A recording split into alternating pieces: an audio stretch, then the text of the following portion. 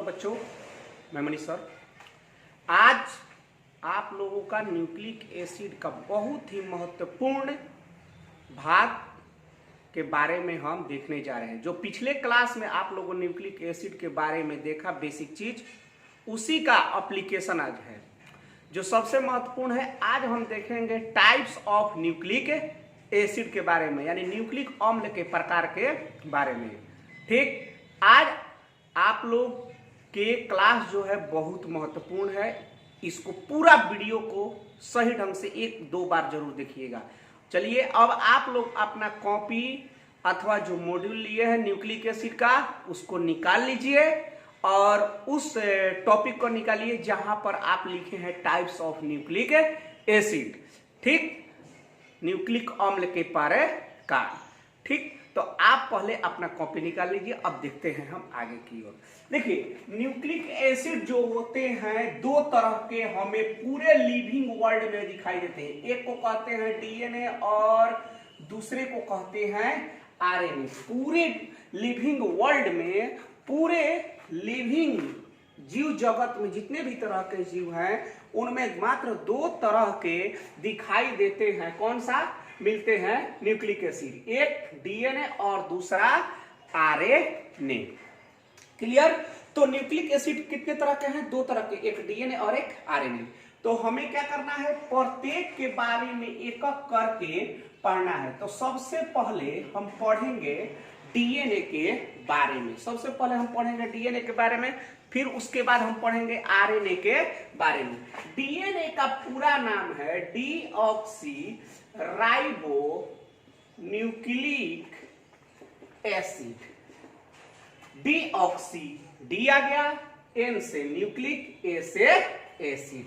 तो ये डीऑक्सी देता है शब्द डी, और न्यूक्लिक देता है एन, और एसिड देता है ए। तो डीएनए का पूरा नाम है deoxy ribo nucleic acid. Clear?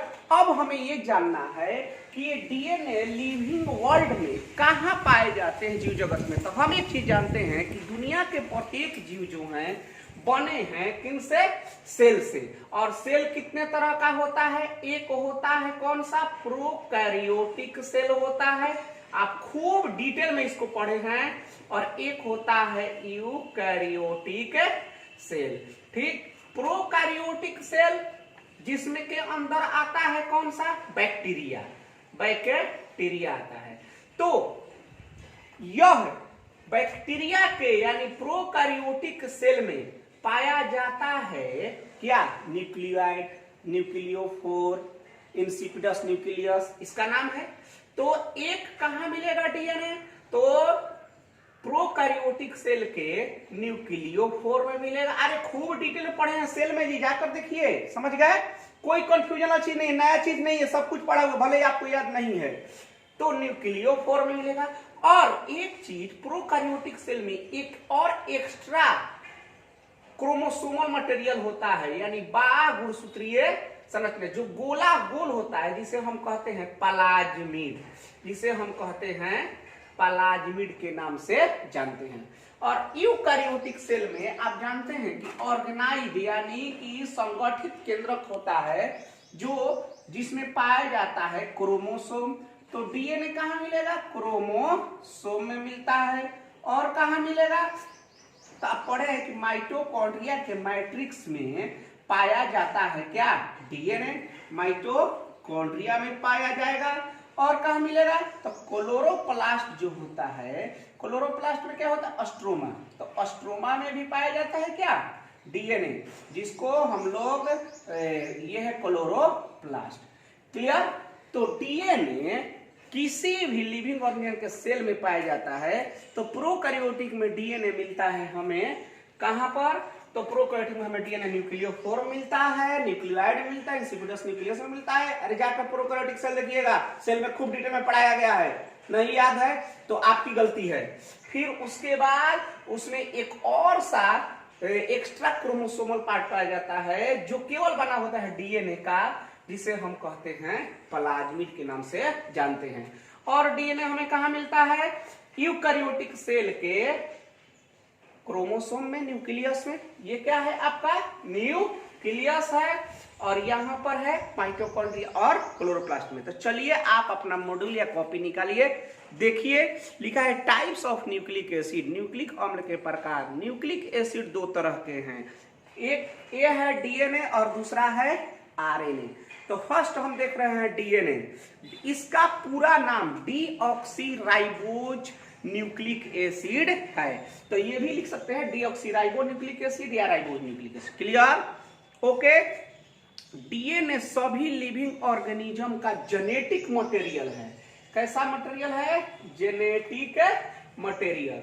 और प्रश्न उठता है कि जेनेटिक मटेरियल क्या होता है? आनुवांशिक पदार्थ। आनुवांशिक पदार्थ किसको कहते हैं? वैसा पदार्थ जो अगले पीढ़ी के लक्षण, जैसे एक अमीबा ही है तो अमीबा में जो डीएनए है अगला पीढ़ी बनाएगा क्या? अमीबा। तो वो क्या बनेगा? अमीबा ही बनेगा। तो अमीबा से अमीबा कौन बनवा रहा है? डीएनए। मानव का संतान मानव बना रहा है, तो मानव के डीएनए ही क्या कर रहे हैं? मानव के अगले पीढ़ी का निर्माण कर रहे हैं। एक आम के सीड में उपस्थित जो डीएनए है वही आम का वृक्ष का निर्माण कर रहा है। तो अगले पीढ़ी में लक्षण को ले जाने वाले को हम कहते हैं जेनेटिक मटेरियल, जेनेटिक पदार्थ, अनुवांशिक पदार्थ। तो डीएनए एक जेनेटिक मटेरियल है क्योंकि एक पीढ़ी से अगले पीढ़ी में लक्षण को ले जाता है। तो लिखा है यहाँ पर कि डीएनए सभी लिविंग ऑर्गेनिज्म का जेनेटिक मटेरियल है क्योंकि यही मॉलिक्यूल एक पीढ़ी से अगले पीढ़ी में लक्षणों को ले जाता है। क्लियर?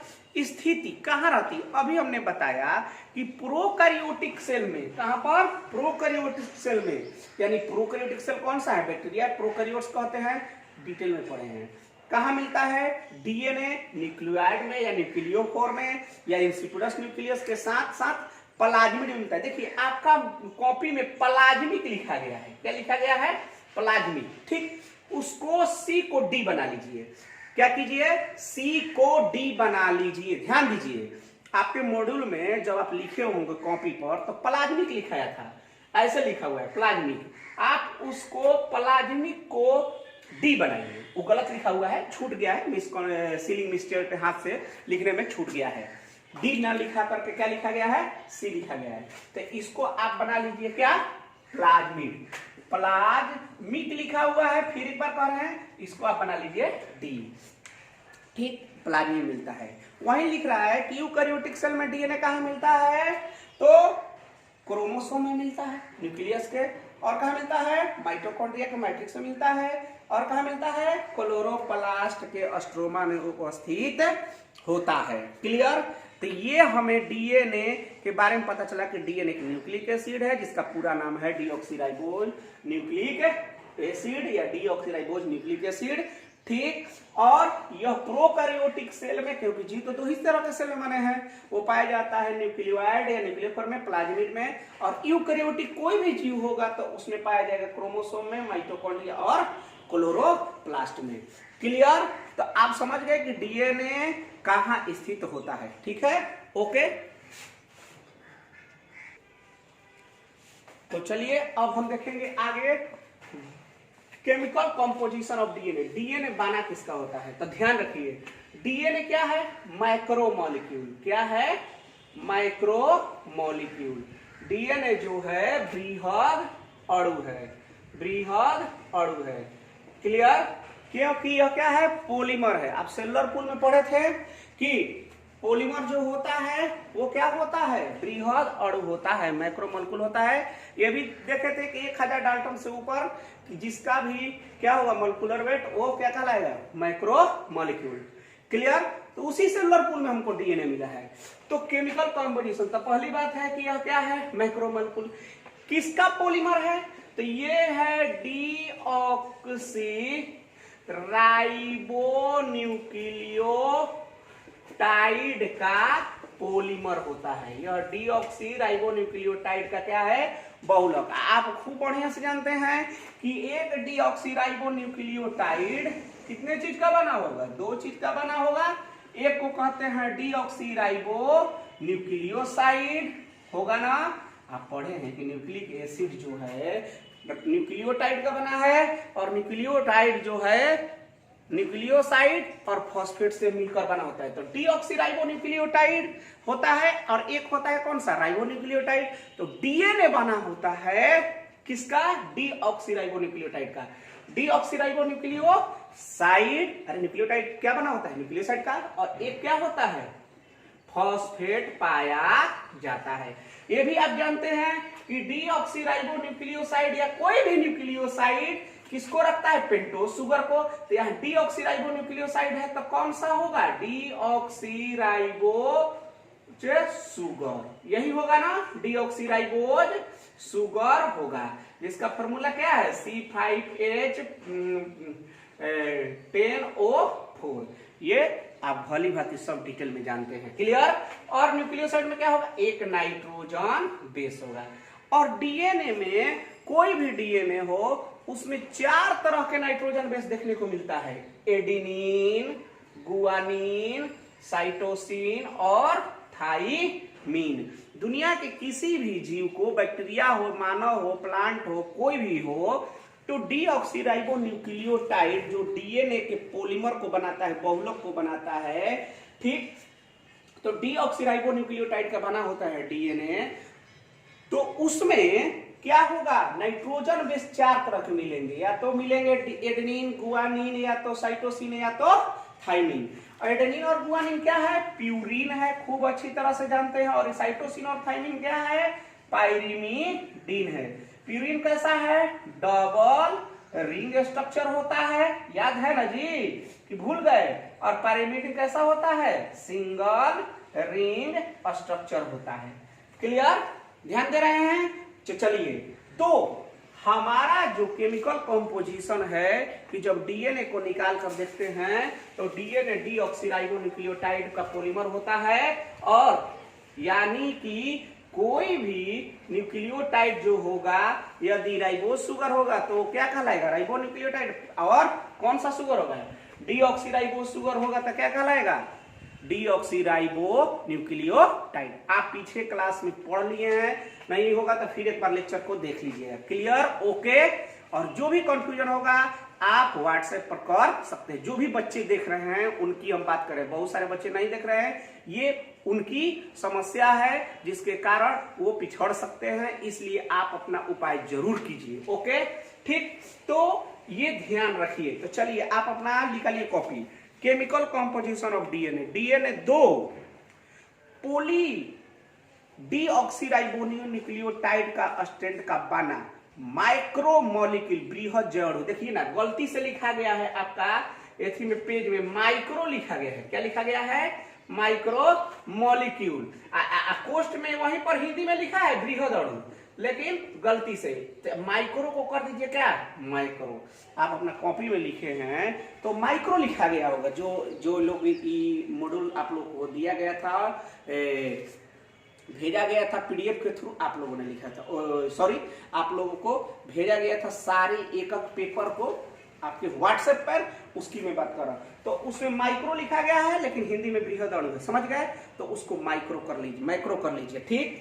अर्थात डीएनए डीऑक्सीराइबोन्यूक्लियोटाइड का क्या होता है, पॉलीमर होता है। एक डीऑक्सीराइबोन्यूक्लियोटाइड क्या होगा, जुड़ा होगा, ये एक डीऑक्सीराइबोन्यूक्लियोटाइड, ये क्लियर, समझ रहे हैं, ये आपस में जुड़ करके बनाता है।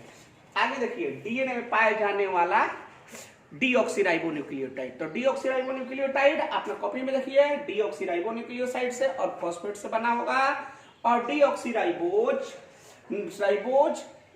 शुगर को रखता है और फिर में नाइट्रोजन बेस को रखता है। नाइट्रोजन बेस के रूप में भी एडेनिन मिल सकते हैं, गुआनिन मिल सकते हैं, साइटोसिन मिल सकते हैं और थाइमिन, और साथ में क्या मिल सकते हैं, फॉस्फेट मिलते हैं। लिखा है कि डीएनए पेंटोज शुगर के रूप में डीऑक्सीराइबोज 4 तरह के नाइट्रोजन बेस AGCT, आप स्ट्रक्चर देख लीजिए, पीछे आपके कॉपी में है, और फॉस्फेट पाया जाता है। किसी भी के डीएनए, कोई भी डीएनए हो, बैक्टीरिया का हो, मानव का हो, एनीथिंग, कोई वेरिएशन नहीं है, क्लियर। तो डीएनए पता चला कि वो पॉलीमर किसका है, डीऑक्सीराइबोन्यूक्लियोटाइड का पॉलीमर है। तो चलिए अब इसके हम स्ट्रक्चर को देखेंगे कि कैसे यह व्यवस्थित रहता है, ओके। चलो बेटा, तो चलिए अब देखेंगे हम लोग डीएनए की खोज कब हुई और इसका स्ट्रक्चर के बारे में जानकारी कैसे पता चला। ठीक, देखिए ऑक्सफोर्ड यूनिवर्सिटी के दो वैज्ञानिक थे, एक का नाम था फ्रैंकलिन और दूसरे का नाम था वाल्किंस। ये दोनों वैज्ञानिक ने डीएनए जो माइक्रोमोलेक्यूल है एक्सरे डिफ्रैक्शन का उपयोग किया। एक्सरे डिफ्रैक्शन का उपयोग करके डीएनए को सर्वप्रथम देखा था, परंतु इनको स्ट्रक्चर समझ में नहीं है कि कैसे है। आप एक्सरे डिफ्रैक्शन ऐसे समझ सकते हैं, जैसे आप जाते हैं, जैसे हड्डी टूट जाती है तो हम लोग जाते हैं ना एक्सरे कराने के लिए, तो एक्सरे कराते हैं तो क्या मिलता है, हड्डी का छाप मिलता है, यही मिलता है। डॉक्टर उसको देखकर समझ लेता है कि क्या दिक्कत है।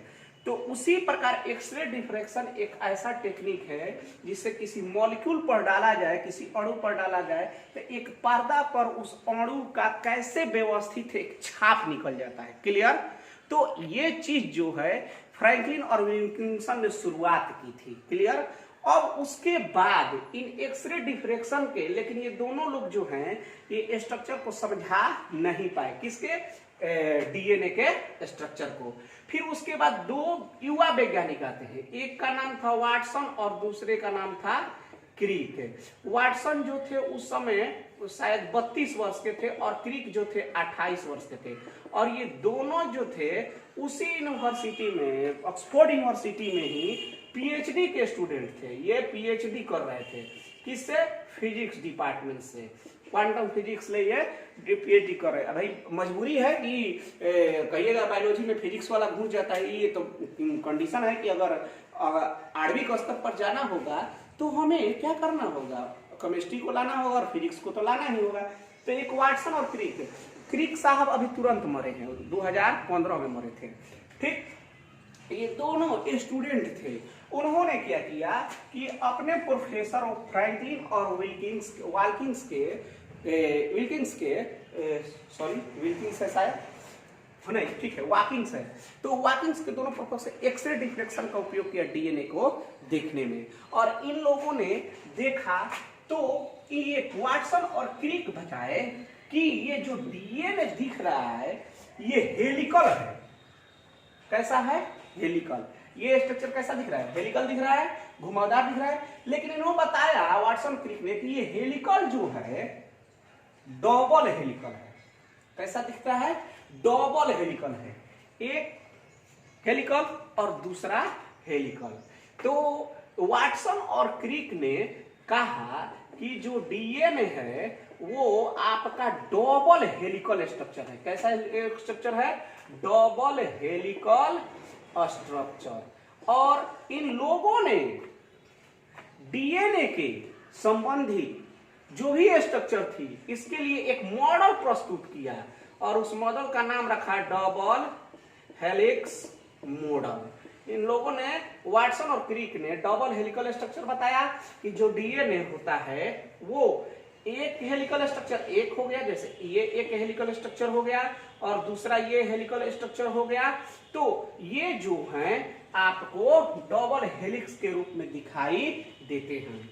और फिर इन लोगों ने बताया कि इसी में डीऑक्सीराइबो न्यूक्लियोसाइड, जब इसको हम बाहर किए, जैसे एक ये स्ट्रैंड को बाहर कर दिए, जैसे ये स्ट्रैंड को हमने फर्स्ट स्ट्रैंड को इधर कर दिया और सेकंड स्ट्रैंड को, तो इसी पर उपस्थित रहता है ये स्ट्रैंड जो है, इनके बीच मिलता है क्या, डीऑक्सीराइबो न्यूक्लियोटाइड का चेन। ये क्या है, स्ट्रैंड जो है डीऑक्सीराइबो न्यूक्लियोटाइड का चेन है। यह डीऑक्सीराइबो न्यूक्लियोटाइड का चेन है। तो बताइए, तो एक चेन हो गया और ये क्या हो गया, दूसरा चेन हो गया। तो इसी को क्या कहा गया, पॉली डीऑक्सीराइबो न्यूक्लियोटाइड चेन।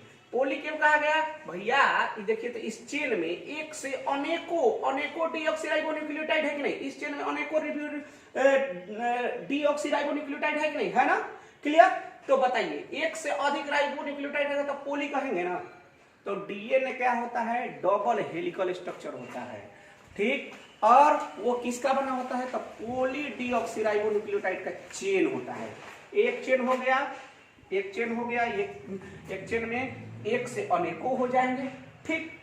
अनेकों रहते हैं, सब बताएंगे कि किसमें कितना पाया जाता है, मानव में कितना पाया जाता है। तो देखिए, तो ये डीऑक्सीराइबोन्यूक्लियोसाइड हम बना रहे हैं, डीऑक्सीराइबो।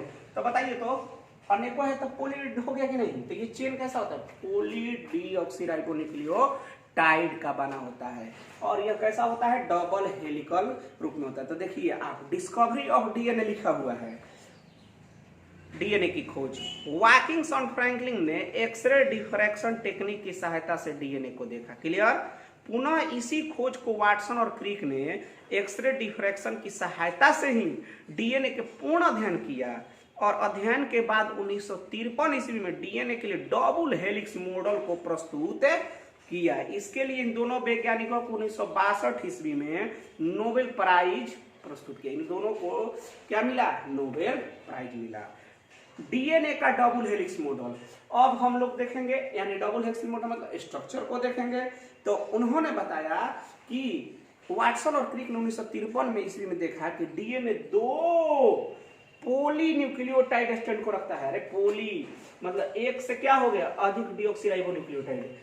ये डीऑक्सी ये तो बताइए, तो एक से अधिक होगा तो पोली डीऑक्सीराइबोन्यूक्लियोटाइड चेन एक हो गया, और ये दूसरा हो जाएगा चेन, हो गया कि नहीं हो गया। ओके, दोनों स्ट्रैंड एक समान अक्ष पर हेलिकल रूप में रहते हैं। अब ऐसा नहीं है, ये आप देख रहे हैं कि यहाँ पर टच किया हुआ है, ये और ये स्ट्रैंड एक दूसरे टच नहीं किया हुआ है, जस्ट ऐसे जैसे घुमावदार सीढ़ी आप देखिएगा तो ऐसे घूमते हुए ऊपर की ओर जाता है ना, लेकिन नीचे से देखिएगा तो लगेगा कि जो कहीं टच किया हुआ है, टच नहीं है, यानी कि कहीं भी उनके बीच संपर्क नहीं है। हमेशा दोनों के बीच क्या है, दूरी बरकरार रहता है। जिस प्रकार के आप घुमावदार सीढ़ी देखिए, जैसे ऐसे आप घूमते जाइए, ऐसे घूमते जाइए, ऐसे घूमते जाइए, लेकिन नीचे से देखिएगा तो लगेगा कि जाकर सीढ़िया जो है आपका क्या हो गया है, टच कर गया है। टच नहीं किया है, ये टच नहीं, लेकिन 2 डायमेंशनल स्ट्रक्चर है, दिखा रहे हैं आप लोगों को। हम डीएनए संबंधी कल कुछ फिगर भेजे हैं आपके व्हाट्सएप पर, वो आप लोगों को समझ में अब आएगा जब आप उसको देखिएगा। और बहुत सारे डीएनए संबंधी आप लोगों को फिगर भेजेंगे, घबराने की कोई बात नहीं है। ओके, तो आप लोग देखते रहिएगा और समझने की कोशिश कीजिएगा।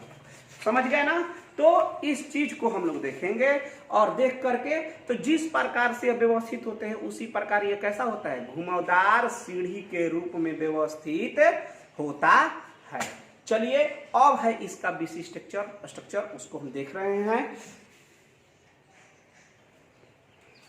तो चलिए अब हम लोग डीएनए के स्ट्रक्चर को किस प्रकार से अरेंज है उसमें बॉन्ड, उन सारी चीजों को देखेंगे। समझ गए। तो आप अपना कॉपी पर ध्यान मत दीजिए, एकदम लेक्चर पर क्लिक ध्यान दीजिए। यहां पर एक बार समझ लीजिए और क्लियर हो जाएगा। सबसे पहले देखिए कि डीएनए कैसा है, डबल हेलिकल है। किसका, डीऑक्सीराइबोन्यूक्लियोटाइड का, डीऑक्सीराइबोन्यूक्लियोटाइड का थोड़ा बड़ा बना देते हैं, हो गया, खुश हो गए कि डीऑक्सीराइबोन्यूक्लियोटाइड का यह क्या है, हेलिकल है। ठीक, वाटसन और क्रिक ने बताया, डबल हेलिक्स मॉडल को दिया था। ठीक, तो ये किस प्रकार से, ये एक क्या है, डीऑक्सीराइबोन्यूक्लियोटाइड है। ये क्या है, डीऑक्सीराइबोन्यूक्लियोटाइड। ये क्या है, डीऑक्सीराइबोन्यूक्लियोटाइड। ये क्या है, डीऑक्सीराइबोन्यूक्लियोटाइड है। तो ये डीऑक्सीराइबोन्यूक्लियोटाइड किस प्रकार से व्यवस्थित रहता है उसी के बारे में हम देखेंगे। सबसे पहले आपको एक बार रिवाइज करा देते हैं कि डीऑक्सीराइबोन्यूक्लियोटाइड में किस प्रकार से पेंटोज सुगर, नाइट्रोजन बेस और फॉस्फेट अरेंज रहता है। जैसे मान लीजिए कि हमने इसी डीऑक्सीन्यूक्लियोटाइड को निकाला, तो डीऑक्सीन्यूक्लियोटाइड को निकालेंगे तो एक क्या होगा, एक होगा आपका नाइट्रोजन बेस और एक क्या होगा आपका पेंटोज सुगर होगा। ये आपका पेंटोज सुगर में कौन सा होगा, डीऑक्सी है, तो मतलब कि डीऑक्सीराइबो सुगर होगा, डीऑक्सीराइबो सुगर होगा और C2H OH हो गया। समझ रहे हैं। और ये कार्बन संख्या 1, कार्बन संख्या 2, 3, 4, 5। क्लियर। ये एक क्या है, पेंटोज शुगर है। ये जो है क्या है, पेंटोज शुगर। कौन सा है, डीऑक्सीराइबोज। ये स्ट्रक्चर आप देखे हैं, ये स्ट्रक्चर देखे हैं। देखिए तो कार्बन संख्या 2 पर क्या है, हाइड्रोजन है, तो डीऑक्सीराइबोज शुगर है ना जी, पक्का। याद कीजिए कि जब एक राइबोज शुगर, डीऑक्सीराइबोज हो या राइबोज शुगर हो, जब भी नाइट्रोजन बेस के साथ जुड़ेगा, तो यदि प्यूरिन के साथ जुड़ेगा तो कार्बन संख्या 1 से ही जुड़ेगा। क्लियर, कार्बन संख्या 1 से, एक डीऑक्सीराइबोन्यूक्लियोटाइड या राइबोन्यूक्लियोटाइड जो भी हो, कार्बन संख्या 1 से जुड़ेगा। अगर प्यूरिन रहेगा तो N9 पोजीशन से जुड़ेगा, अगर पिरामिडिन रहेगा तो N3 पोजीशन से जुड़ेगा। तो हम प्यूरिन में ले रहे हैं एडेनिन, एडेनिन। तो बताइए, हमने यहां पर एडेनिन ले लिया ना। तो कार्बन संख्या 1 के OH और कार्बन संख्या सॉरी नाइट्रोजन में नाइट्रोजन N9, एडेनिन के नाइट्रोजन N9 के बीच क्या बन गया, ये बॉन्ड बनता था। यहां पर क्या उपस्थित था, N9। क्लियर।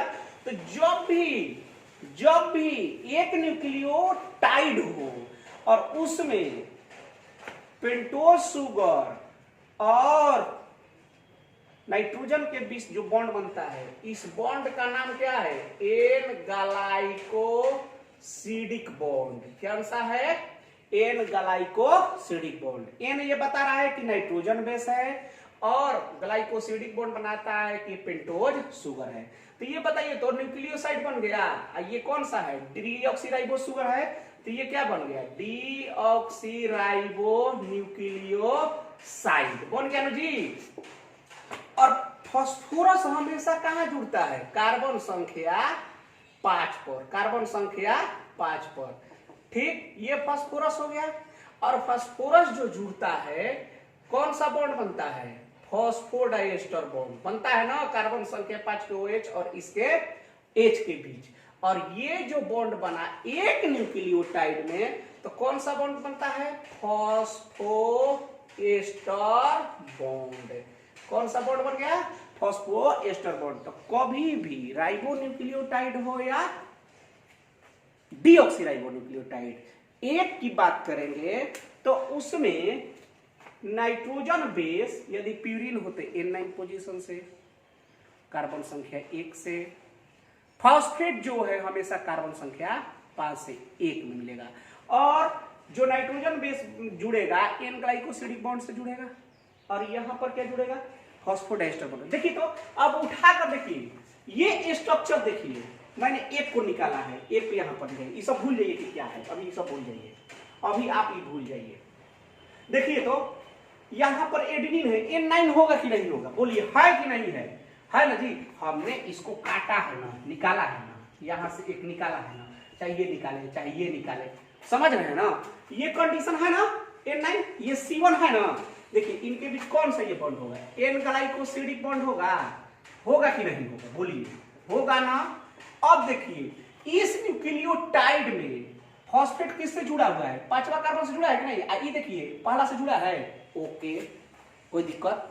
अब देखिए ये भी एक न्यूक्लियोटाइड है ना, ये गुआनिन है, तो ये भी प्यूरिन है। तो इसके बताइए तो N9 से जुड़ा है कि नहीं जुड़ा है, पक्का जुड़ा है। किससे, 1 से जुड़ा है। ये भी क्या होगा, एन ग्लाइकोसिडिक बॉन्ड होगा कि नहीं होगा। देखिए मैं बात कर रहा हूं किसके लिए, एक न्यूक्लियोसाइड के, एक न्यूक्लियोटाइड के लिए। हम यहाँ पर डीऑक्सीराइबोन्यूक्लियोटाइड देख रहे हैं। क्लियर, जस्ट यही होगा। किसमें, राइबोन्यूक्लियोटाइड रहेगा, खसाई का ओ लगा देंगे, यहाँ पर ओ लगा दे तो बताइए तो राइबोन्यूक्लियोटाइड बन जाएगा कि नहीं बन जाएगा, लगा देंगे तो ओ बनेगा ना। लेकिन हम यहाँ पर डीएनए को खोलेंगे, डीएनए में कौन सा पाया जाता है, डीऑक्सीराइबोन्यूक्लियोटाइड। क्लियर हो गया। चलिए यहां पर देखिए, यहां पर भी 50 से जुड़ा हुआ है, यहां पर भी देखिए एक न्यूक्लियोटाइड की बात कर रहे हैं अभी हम, डीऑक्सीराइबोन्यूक्लियोटाइड की। यहां पर देखिए थोड़ा लेक्चर लंबा होगा, लेकिन धैर्य रखिए, लेक्चर थोड़ा ये लंबा जाएगा, धैर्य रखिए, प्यार से देखते रहिए। क्लियर। यहां पर देखिए ये साइटोसिन है। साइटोसिन क्या है, मान लीजिए हमको अगला यहां पर मिला, साइटोसिन क्या है, पिरामिडिन है। तो पिरामिडिन के कौन सा, N3 पोजीशन, इसका 1 पोजीशन। ये कौन सा बॉन्ड है, एन ग्लाइकोसिडिक बॉन्ड है भैया, एन ग्लाइकोसिडिक बॉन्ड। अरे यहाँ पर ओ रहेगा ना, हम छोड़े हुए हैं भाई, समझ रहे बात ना। ओके चलिए अब देखिए यहां पर भी ये भी क्या है N3 से होगा, क्योंकि ये भी क्या है पिरामिडिन है ना, पिरामिडिन है। ये बताइए तो एकक न्यूक्लियोटाइड है कि नहीं, डीऑक्सीराइबोन्यूक्लियोटाइड है, डीऑक्सीराइबोन्यूक्लियोटाइड, डीऑक्सीराइबोन्यूक्लियोटाइड, डीऑक्सीराइबोन्यूक्लियोटाइड है। ओके, हमने एकक को निकाल करके देखा, हमने ये निकाल करके देखा, ये निकाल करके देखा, ये निकाल करके देखा, ये हमने 4 गो को निकाल करके देखा, मान लीजिएगा, लेकिन बहुत असंख्य मात्रा में रहता है। ओके, चलिए अब ये देखिए कि कैसे डीएनए में जुड़ा रहता है, ये भूल जाइए अभी इसको क्या कीजिए, एक न्यूक्लियोटाइड की बात करेंगे तब, तो डीऑक्सीराइबोन्यूक्लियोटाइड की बात करें या राइबोन्यूक्लियोटाइड की। अब हम देख रहे हैं डीएनए में कैसे ये जुड़ा हुआ है। आइए, हमने क्या किया कि ये स्ट्रैंड को खोल दिया, खोल कर निकाला। अब देख रहे हैं कि देखिए इनके बीच बॉन्ड बना हुआ है, बॉन्ड बना हुआ है ना। अब देखिए एक न्यूक्लियोटाइड अगले न्यूक्लियोटाइड से जुड़ता है, कैसे जुड़ता है, तो कार्बन संख्या यहां पर 3 है पहला का, इस पर कौन सा है उपस्थित, OH उपस्थित है कि नहीं, है ना, OH उपस्थित है ना। और यहां पर देखिए तो ये फास्फोरसवा जो है आपका OH रखा है कि नहीं रखा है, रखा है ना, है? तो इनके बीच क्या बन गया, बॉन्ड, इनके बीच बन गया बॉन्ड, कौन सा, एक न्यूक्लियोटाइड के, डीऑक्सीराइबोन्यूक्लियोटाइड के कार्बन संख्या 3 पर उपस्थित OH और अगले न्यूक्लियोटाइड के कार्बन संख्या 5 पर उपस्थित फॉस्फेट के बीच बॉन्ड बन जाता है, फॉस्फेट के बीच बॉन्ड बनता है। तो बताइए तो यहां पर कार्बन संख्या 3 और कार्बन संख्या 5 पर उपस्थित फॉस्फेट के बीच बॉन्ड बन गया। ये बताइए तो ये कौन सा बॉन्ड है, फॉस्फोएस्टर बॉन्ड है। ये भी कौन सा बॉन्ड है, फॉस्फोएस्टर बॉन्ड नहीं है जी, फॉस्फोएस्टर बॉन्ड है कि नहीं है। तो बताइए तो ये एक न्यूक्लियोटाइड और दूसरे न्यूक्लियोटाइड के बीच 2 गो फॉस्फोएस्टर बॉन्ड बना है, कितना बड़ा है, 2 गो। तो बोलिए तो ई कौन सा बॉन्ड कहलाएगा, फॉस्फोडाइएस्टर बॉन्ड कहलाएगा कि नहीं कहलाएगा, कहलाएगा ना। तो सुनिए, एक न्यूक्लियोटाइड अगले न्यूक्लियोटाइड से किस बॉन्ड द्वारा जुड़ा रहता है, फॉस्फोडाइएस्टर बॉन्ड, किससे जुड़ा रहता है, फॉस्फोडाइएस्टर। एकदम कान खोलकर सुन लीजिए कि अगर हम एक न्यूक्लियोटाइड की बात करेंगे तो उसमें एक फॉस्फोएस्टर बॉन्ड मिलेगा और एन ग्लाइकोसिडिक बॉन्ड मिलेगा। ओके, एन ग्लाइकोसिडिक बॉन्ड बनेगा पेंटोज शुगर और नाइट्रोजन बेस से, और फॉस्फोएस्टर बॉन्ड बनेगा किससे, फास्फोरस। एकदम क्विक, ध्यान से देखिए, घबराइए नहीं, ठीक। अब ये देखिए, ये मैकेनिज्म आपको कहीं नहीं मिलेगा, रियली कर रहे हैं, ये मैकेनिज्म जो बना रहे हैं आपको कहीं नहीं मिलेगा, आप कंफ्यूज आ जाइएगा। हमने क्या किया, खोल दिया डीएनए को, एक को निकाला, निकाल करके यहां रखा, और ये दूसरा है, और देखे कि इसमें बॉन्ड कैसे बना है भैया।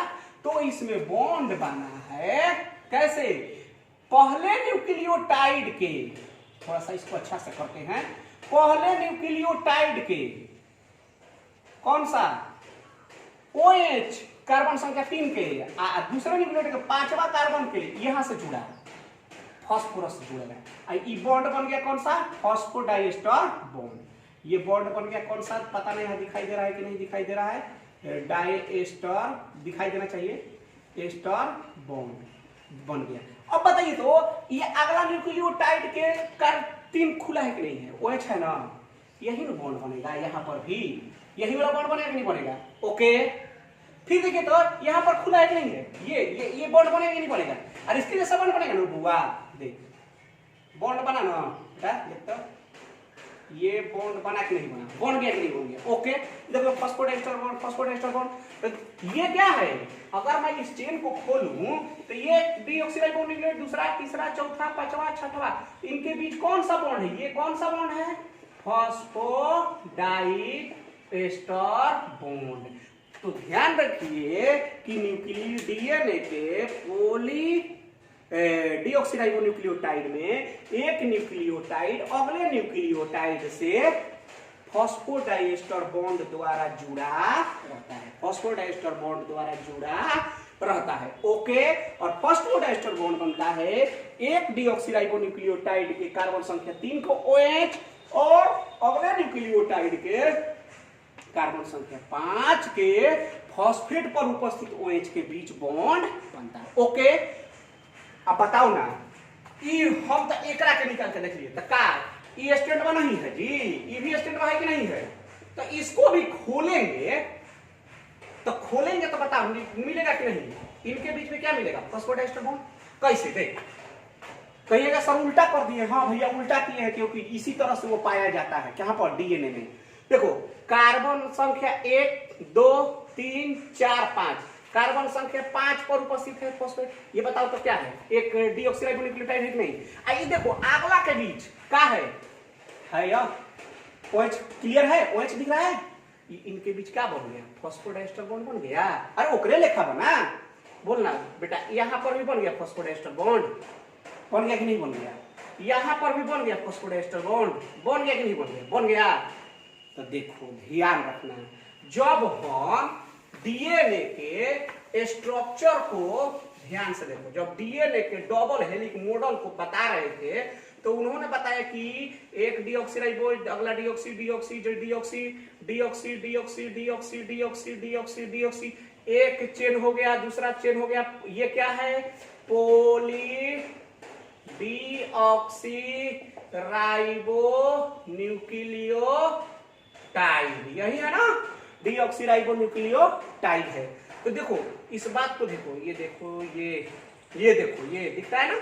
ये बताओ इसके बीच ये कौन सा बॉन्ड है? ये कौन बॉन्ड है? फॉस्फोडाइएस्टर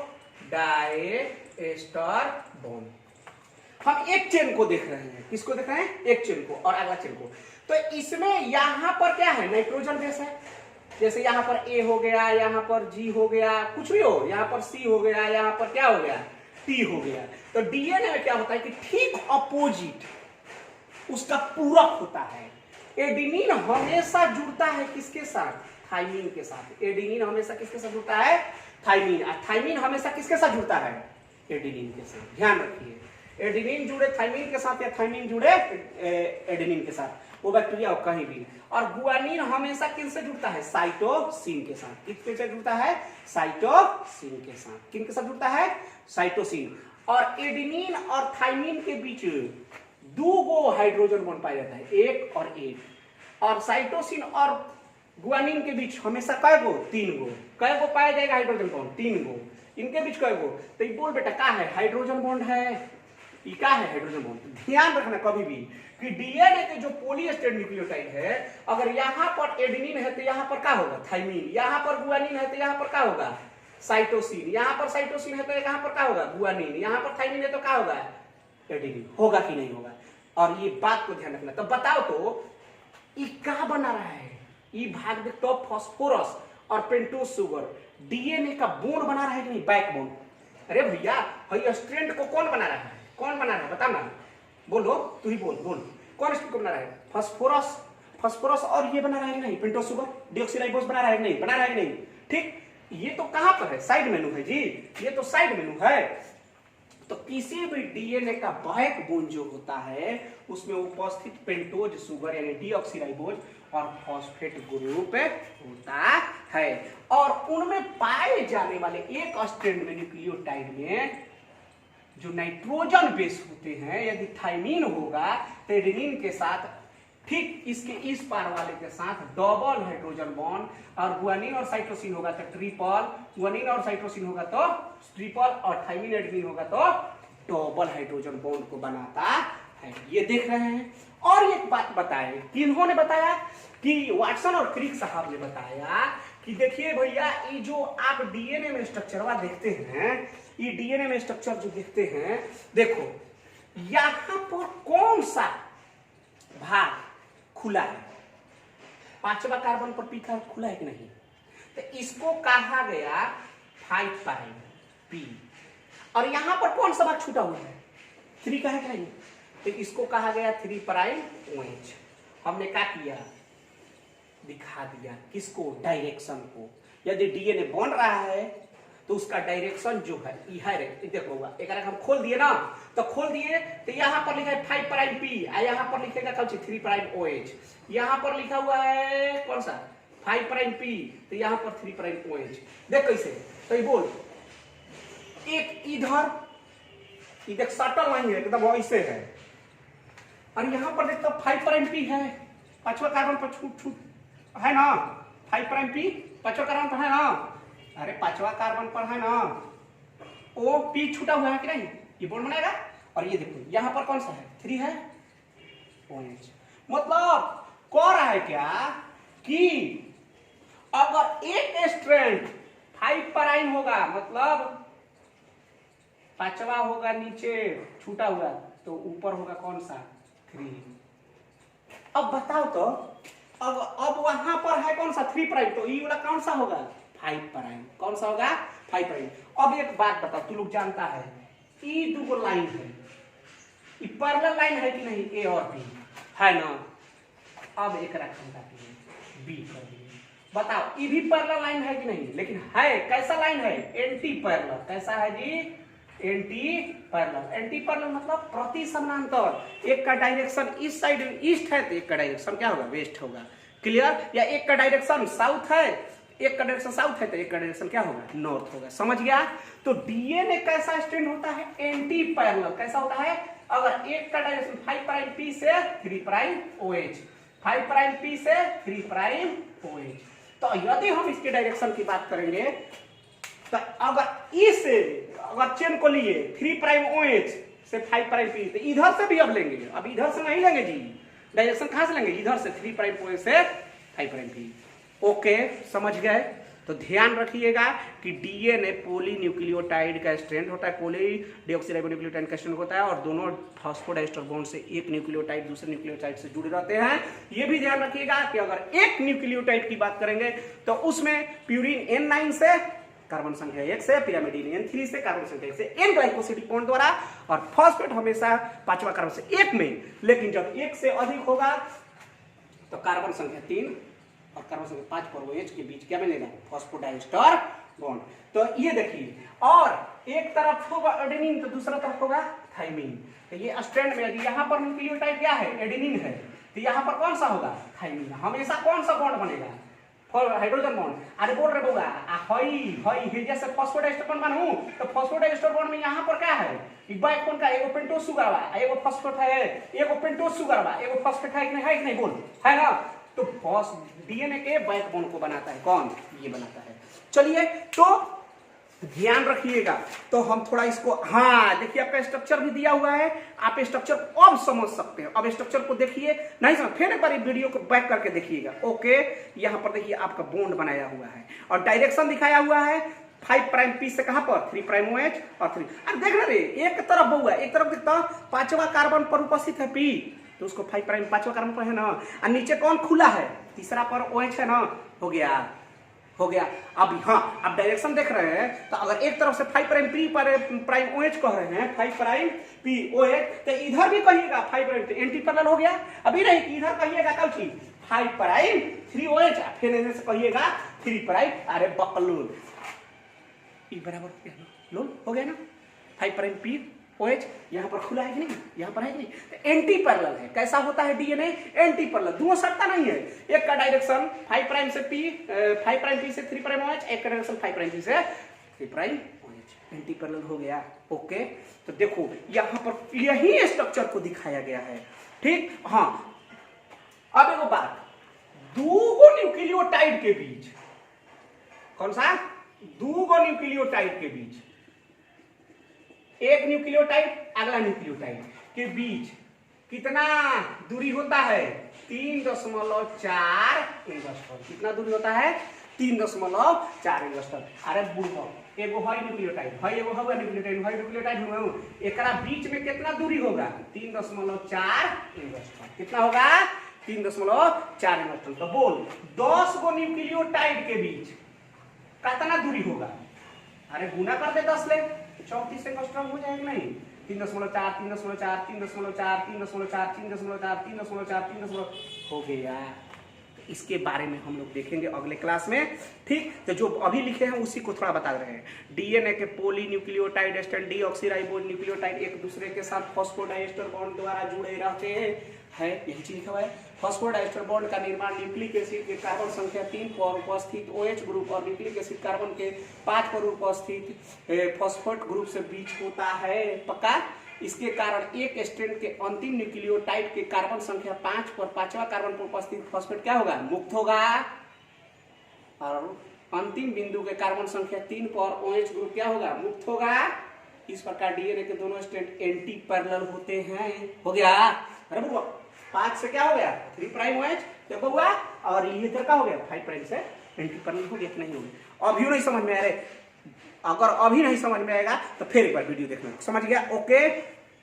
डीएनए के स्ट्रैंड का बैकबोन कौन सा होता है, फॉस्फेट और डाइजेस्टर। भाई कौन बना रहा है, फॉस्फेट।